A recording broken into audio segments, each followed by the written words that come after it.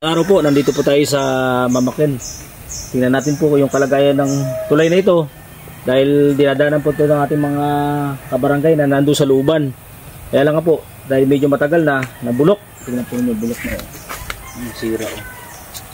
Dati, nakakadaan dito yung motor dati, no? Oo. Oh, yung motor, mga motor po, mga motor o. Sa kabila. So, ngayon, tao na lang, tingnan po ninyo. Ito po, nanghingi na rin po kami ng kahoy sa DNR. Dahil po meron sila mga salvage na kahoy. So nagsabit na rin po kami ng tamanyo. Kung ilan po. Naku, nakakatakot. Nakakadaan sila dito? Nakakadaan pero palakasan ng loob. No. 2017 pa to eh. 2017 pa yung tulay na to. So sabi nga natin, napakarami po ng kawayan. Baka pwede kami makahingi. Kaya yung mga kawayan dito? Diyan na rin yan sa kanila banda sa looban. Yan. So sabi natin, baka pwede nga po makahingi. Kasi pansamantala, kung kawayan po, kaya po ito. Kaya kasi, daanan. Oo. Itong isang buong kawayan na ito, gagawin niya, no? Ilalatag lang ito dito. Pwede mo madaanan ng tao. Ito, butas-butas, oh. Dito si ate. Hindi rin pwede. Nakakatakot po, lalo. Si Sir Archie pa lang yun na simplang dyan. Buti ka mo yung pangalawang nakabagsak dyan, hindi dumiretso. May dala pa pating parcel. So yan, ikaw lumulusot ka dito? Ha? Dumadaan? Dito rin kayo dumadaan? Saan sila mama mo? Ikaw lulusot ka dyan? Dadaan ka dyan? Sige nga. Nakakatakot ka. May mga nandito pala sa looban, no?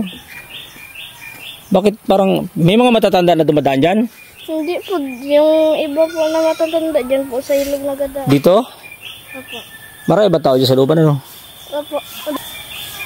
Gusto ko mandaan, pero nakakatakot talaga. Wala talaga, pati sa mga bata. Medyo risky, no? Kaya ang panawagan natin sa mga taga rito, yung mga residente po, ng mga kabarangay natin, so magtulong-tulong muna siguro habang wala pa yung hinihingi natin kahoy. O nag-initiate na rin po siyempre ang Barangay Council sa pangunguna ni Captain Rodriguez na yun nga, gaya ng nabanggit natin, i-submit na rin po natin. Problema siyempre, hindi naman natin pwedeng madaliin at may time frame po kung kailan nila ibibigay sa atin bago po ito marirepair. So lahat po ng mga tulay na may problema, ganoon na rin po yung aming hiniling. Pinagsabit nila kami ng mga tamanyo ng bawat apektadong mga tulay dito sa barangay poblasyon para maayos po. Kaya pasamantala dito po dumadaan yung mga residente. Oh. Kaya lang po magiging tag-ulan tataas po yung tubig.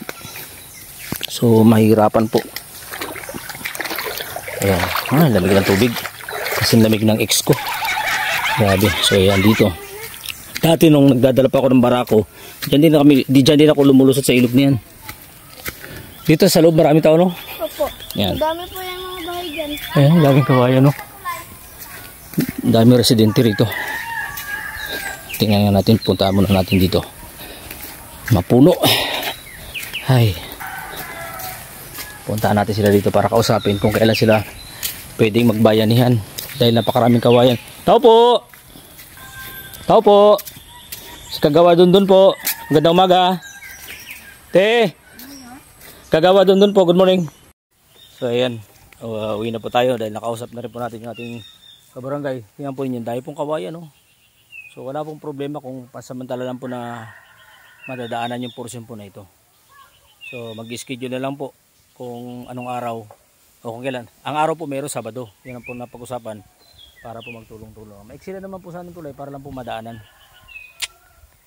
Thank you po.